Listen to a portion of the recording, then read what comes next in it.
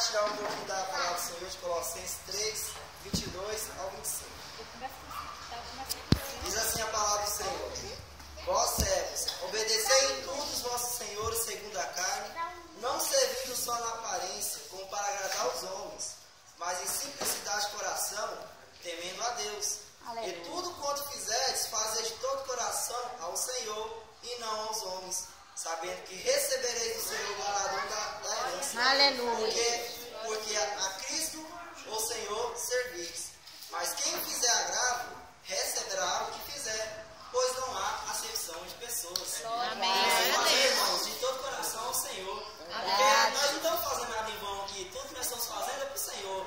Porque muitas vezes, eu já ouvi muito isso. Eu faço para mostrar para o pastor, eu faço para mostrar para irmãos. Mas ele não pode fazer para mostrar para irmão, tem que fazer para o Senhor. Não devemos vir aqui por causa de amizade, não devemos vir aqui por causa de pastor, devemos vir aqui por causa do Senhor.